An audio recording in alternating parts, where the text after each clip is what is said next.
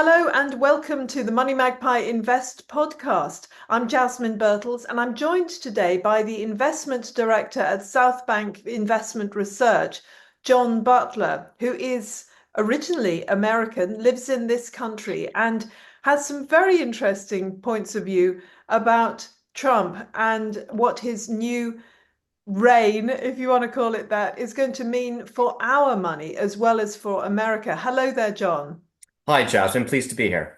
Great to have you. So let's go straight in and let's sort of explore what you feel the new Trump regime is going to mean, firstly, for the American economy.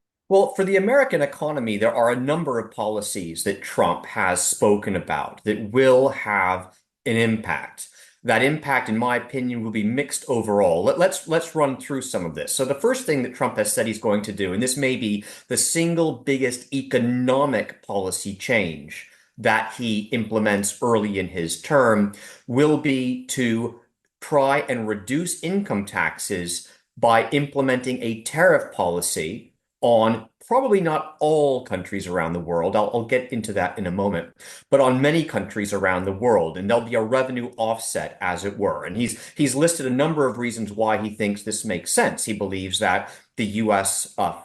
Suffers under unfair terms of trade vis-a-vis China and a handful of other countries. So he thinks it's simply a fairness issue.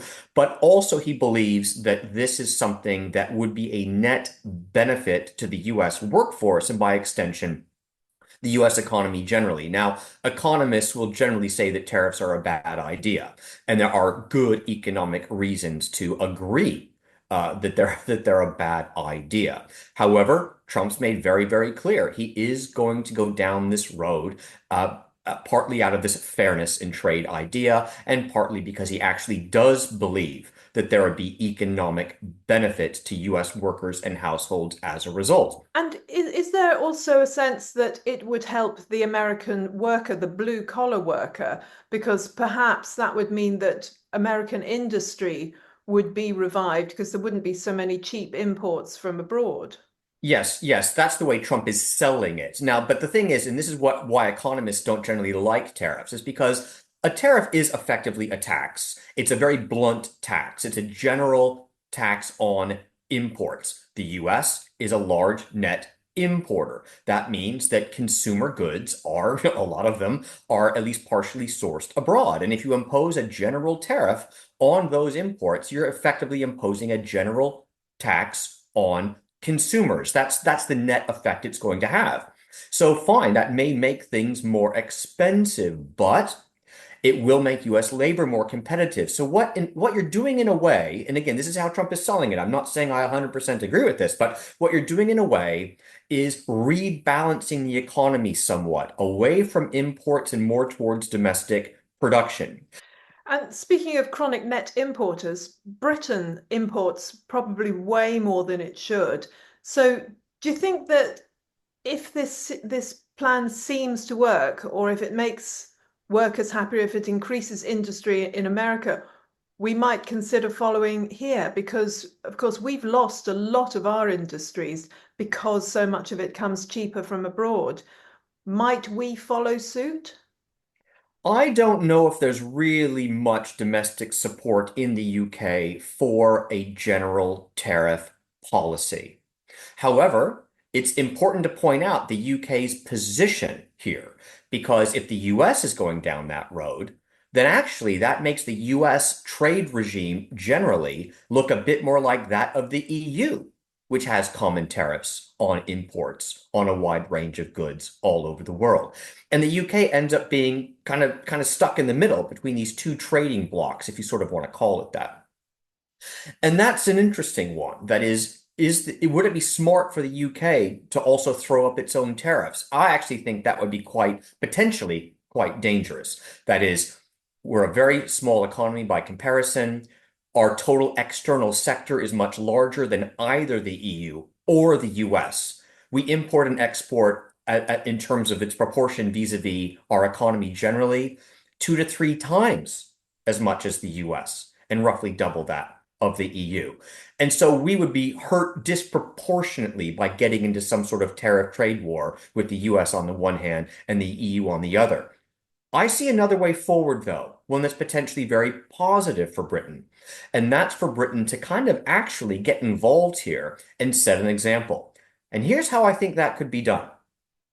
Trump will see a natural ally in the UK because, as you mentioned, both the UK and the US are large net importers, both of whom have seen their domestic manufacturing bases eroded over the last couple of generations. They are natural allies in global trade policy. I suspect that Trump's going to go ahead and start threatening, as it were, China and other countries with these tariffs. But he's not going to threaten the UK, I don't believe. I think he's going to take advantage of the special relationship that exists between the UK and the US. He's going to reach out. He's going to extend an olive branch on trade, saying, hey, you and the UK are in a similar situation to us. Let's do a deal. Let's do a free trade deal, and let's not put tariffs on one another, even if they're going up elsewhere. If the UK takes advantage of that, then in a way, they're gazumping the EU because Trump might try something similar with the EU, but the EU, of course, would be less open to it. And yet, the EU economy is in the doldrums. It's teetering on in and out of recession. It has been ever since the Ukraine war started. Mm. And they're now hugely dependent on imports of US liquefied natural gas.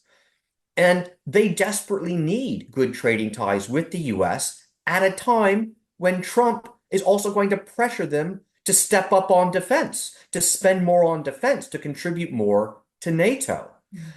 So the EU is really in a bind. They're also going to want good terms of trade with the US. Imagine that Britain takes the lead, does a free trade deal by the US, and that almost serves as a template for what the US and the EU might also be able to agree. And wouldn't that be positive for the transatlantic economic trade and all the economies around the Atlantic? Well, that's a lovely thought, but our government is not exactly pro-Trump. I mean, when you see what Keir No, Starmer has done, no. and then David Lammy, our foreign secretary, not exactly friendly.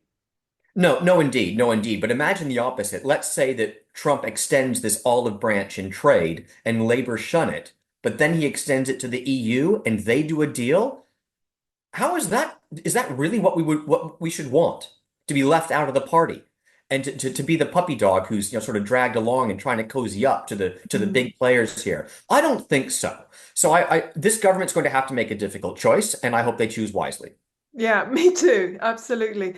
And when it comes to the markets, the stock market, well, as soon as Trump got in, the S&P went up. The FTSE didn't seem to change very much, as far as I could tell. What do you feel that Trump's role will be in the markets, particularly America and Britain? Well, the knee-jerk reaction here is that Trump will be a considerably more pro-business, pro-investment, and pro-growth president than the last administration. And so there's not a surprise here that you've seen a sharp rally in the stock market. Intriguingly, in 2016, when Trump was first elected, at first, the stock market didn't know what to do. It actually sold off briefly before people realized that the world's not going to end. And in fact, Trump could well be a pro-business, pro-investment, and pro-growth president, which he arguably tried to do with limited success, you could say. But in any event, the stock market rallied following his election in 2016. It's rallying again following his success this month. And and so, is that warranted? Can Trump really deliver? Now let's also contrast 2020 to 2016.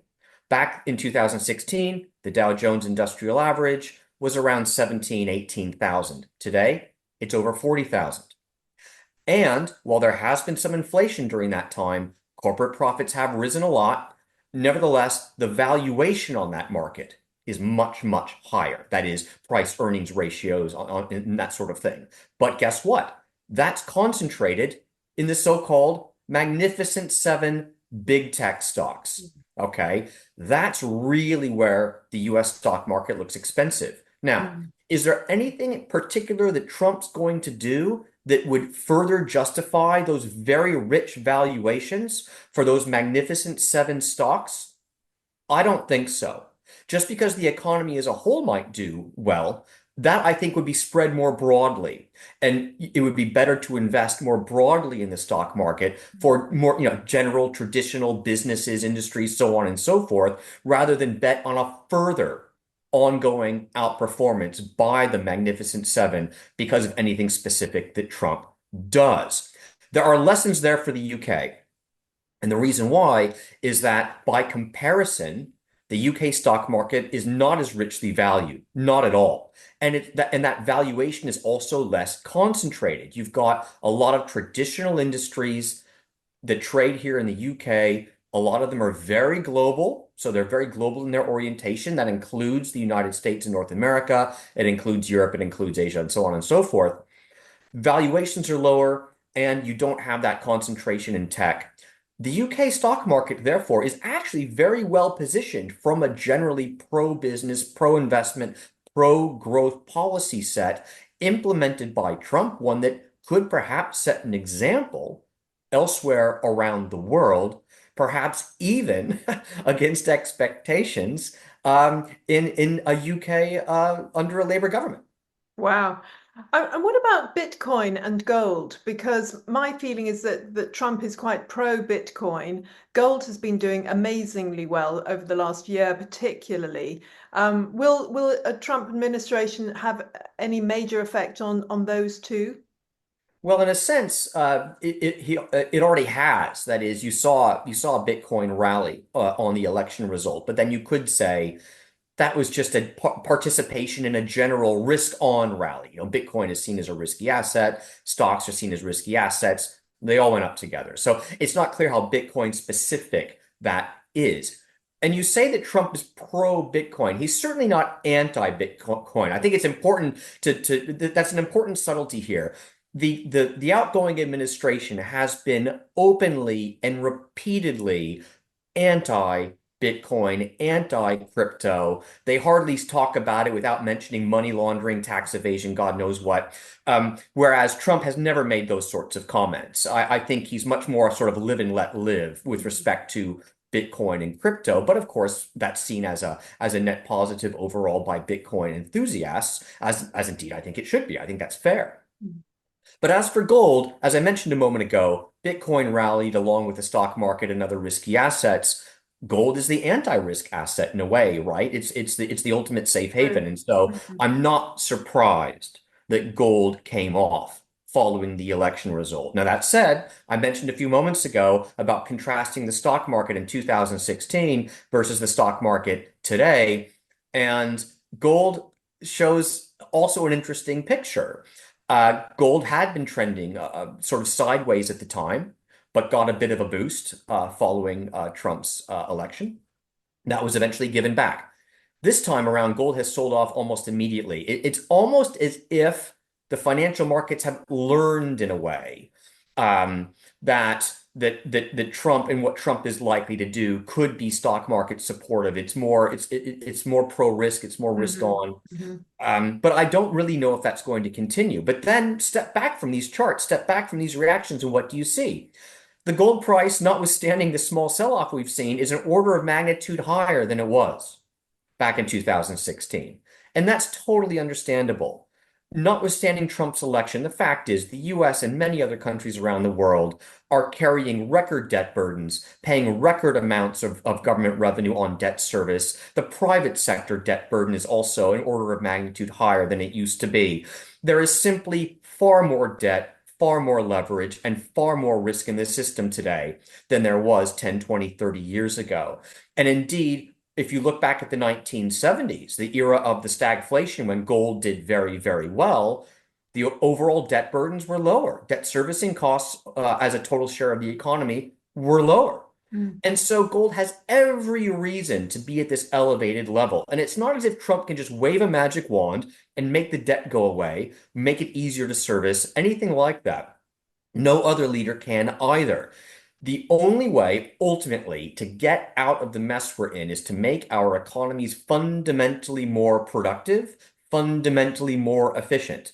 And while I wish Trump every success in doing that, and it looks like Elon Musk is on board to try and help him do that, that is a long hill to climb.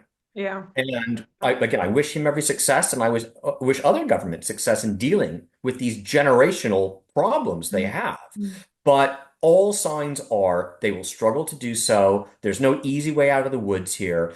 Gold is still the safe haven it's always been, and I always recommend that investors have a meaningful allocation to gold and precious metals as part of their overall investment strategy as a result. So finally, John, for the individual British investor, now with the Trump administration, are there any particular pointers that you would give them that might be different from what you've been saying before, or maybe more of the same, perhaps? The idea that the super tanker of the global economy is suddenly going to turn because of this, I don't see that happening anytime soon. And the reality is, the Chinese economy slowed a hell of a lot over the past year, and it's arguably in recession now. The US economy has been slowing over the past year, and it may end up in recession late this year or next. That is a real possibility given how I choose to look at the economic data. I know that's not a consensus view, but that's how I look at it. Europe is stuck in recession and shows no sign of getting out anytime soon. Trump's not going to change that in the near term. And so the stock market will find that a challenging environment. We're going into 2025 with very rich valuations, although that's concentrated in big tech. If you do look at more traditional industries, you will find lots of pockets of value out there. There are pockets of value, but you want to focus on value right now. You don't want to focus on growth.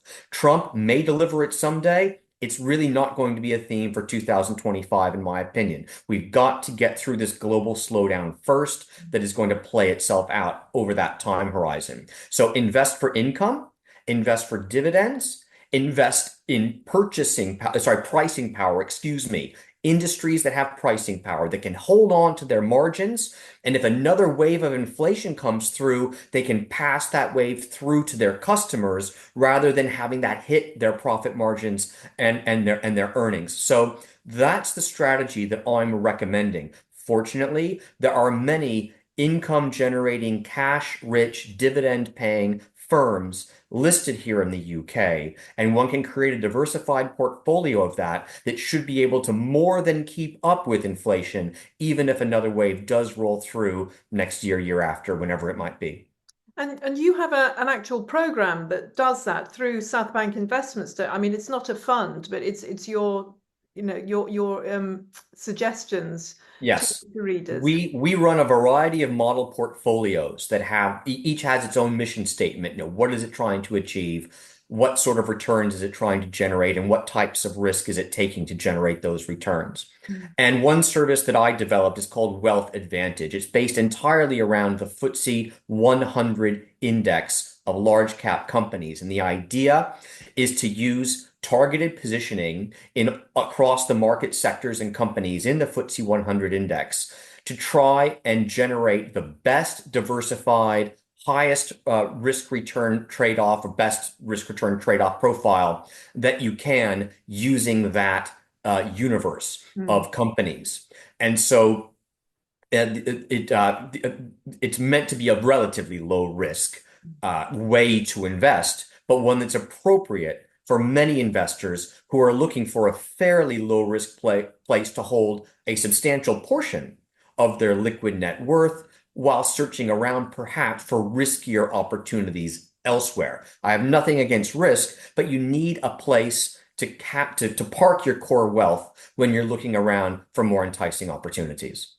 Great. Well, thank you very much indeed, John Butler, who's the investment director at Southbank Investment Research. Thank you very much for that help. We'll get you back in a few months' time to see how the Trump administration has gone forward. It'll be very interesting. 2025 is going to be an interesting year, I think.